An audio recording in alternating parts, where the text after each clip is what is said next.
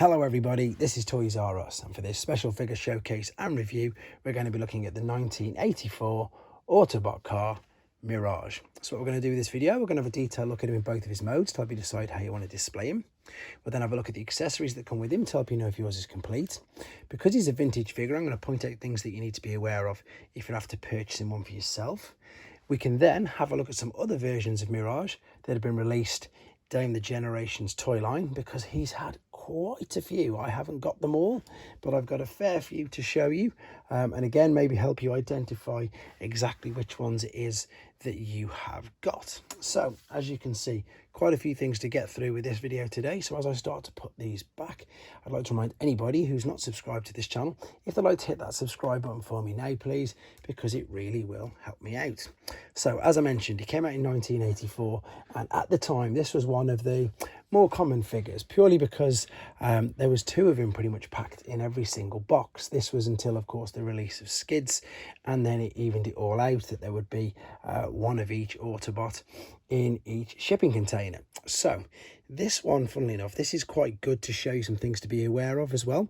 So we've got things to be aware of is that this top half is die cast and it is quite heavy. The most common thing with this figure, and the reason why I suppose it's more rare now than it was when it first came out, is this waist swivel here. He is incredibly susceptible to breaking and literally snapping in half, because for his transformation process you do turn him 180 degrees at the waist.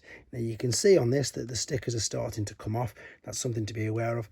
This should be a lovely shiny white, and you can see that that one's faded quite badly. Now the chrome, even though it's reflecting awfully, I'm so sorry, you can also see has started to fade around them edges and around here. So all the chrome is obviously something to be aware of.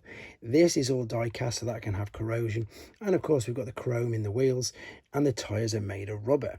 However, this figure, I'm sure you'll agree, still looks and displays, oh, and his weapons as well, they're all chrome, looks and displays fantastic. Now because he's a G1 figure, articulation isn't the greatest. We've got the arms which will move up and down. We've actually got a wrist swivel right there. We've also got a bit of bicep flexion, and if we are careful, I suppose you can say we've got waist articulation as well. The legs do go out, but there's nothing else. That's again just for transformation purposes, so not too much, but again for an old figure, not too bad. I think the best thing about these is it's just how they look and how they display on shelves, because they do use the chrome. Again, this is something that is massively missing from the figures. I really think that the chrome really helped with these. It definitely did in my book. So let's have a quick look at the alternate mode, which you can see there is, of course, it's an old Formula 1 racing car, and you can see now why the chrome really matters, I suppose, in this mode more than the other. Stickers as well, this one quite lucky with this, they've stayed on, and this here, this, because this is the white bit, this sometimes gets chipped as well, not too bad at the moment. And again underneath you can sort of see again what is die cast and what isn't. Lovely figure. Let's have a look at the accessories that came with him then. So we'll have a look at the normal Hasbro box first and foremost. I'm going to briefly do the MB box, but I'm going to do a special video on that just to show you some of the main differences. But for now, all we're concentrating mainly on is Hasbro Mirage. So your box would have come like this with a poster in, and then the accessories and everything would have come inside this little pouch. And then we always had this little divider as well. And then this is, as I say, your standard Mirage. So it would have come with a backing card and a bubble, which unfortunately, I think I just caught that, I hope not, is coming off. So that would be your standard box for your Mirage. And let's just pop this back there just in case I did damage it. So this is the accessories that would have come with him. So the missiles would have come on a sprue like so. This is what the missiles look like. So again, chrome fading on these is incredibly common. This is his missile launcher, and it is spring loaded, but because it's Hasbro, it won't go too far. It'll just literally pretty much fall out. And then this is his accessory. So of course, apart from the chrome is something to be aware of, the clips on the rocket launcher is again something definitely to be aware of. Of course, he had a tech spec decoder as well. And I'm just going to move these out of the way for a second to show you the lovely artwork on the box. So we've got, there's the main artwork for Mirage there, and then we've got the transformation process on the roof on the roof, on the top of the box there. And if we spin it round, because it's an 84 figure, this is the original battle scene that come on the back of the all 84 boxes. There is his tech spec, and I mean, it looks really, I just love this battle scene. I think they're using it quite a bit more. Again, let's briefly just touch on some other G1 versions of Mirage that were released. Again, I don't have them all. This is the MB version, which funnily enough uses the polystyrene insert.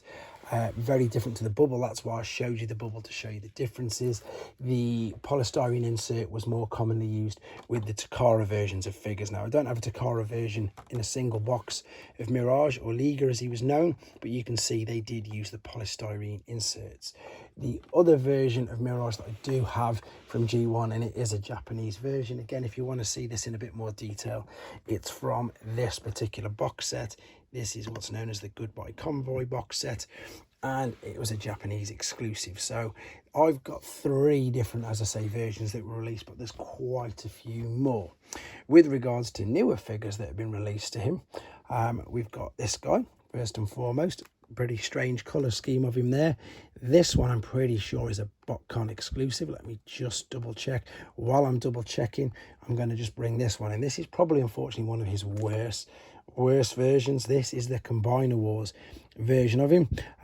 Mainly, I think the reason why this guy was only utilized, I've not obviously got the loose one. The loose one is combined up. But yeah, it's he, unfortunately, most Mirages now end up being drag strip retools, and that's exactly what this guy did, so he wasn't the greatest. Yeah, this is the BotCon Souvenir 2013 version of him. And it's basically a homage to his Machine Wars colours.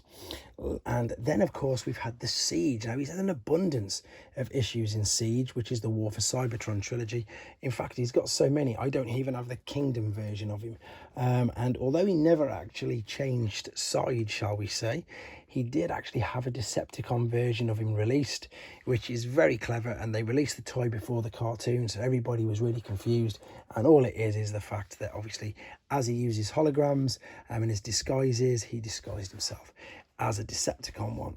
And this is the more, I suppose, common hologram Mirage that you would be expecting to see. And again, this was from the same War for Cybertron toy line, so he did have an abundance of versions of him, and I suppose he will continue, to be fair. So this is just a touch, only a few of the actual versions that I've got of him and have been released. He's such a great figure, such a great character, you know, even from the first couple of episodes where he teleports onto the main ship and, of course, brings it down at literally at the beginning of the cartoon. So he's always going to be a fan favourite, I think, for reasons like that.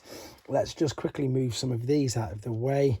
And just very quickly, before I do the actual special video on this one by itself, so if you were unaware, some of the main differences, of course, this is MB. That is literally Milton Bradley, the guys who make your games or the board games. And the difference with these is you've got 4 languages on the box, and of course on the back there and on the tech specs, a little bit like the Sage A versions with the 4 languages. It's just that it was made, as you can see, by Milton Bradley. But I think I've covered all bases with regards to just his standard G1 edition.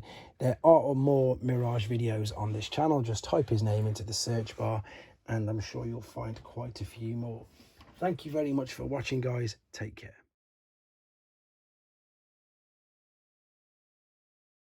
Thanks for watching. Like and comment, and don't forget to subscribe.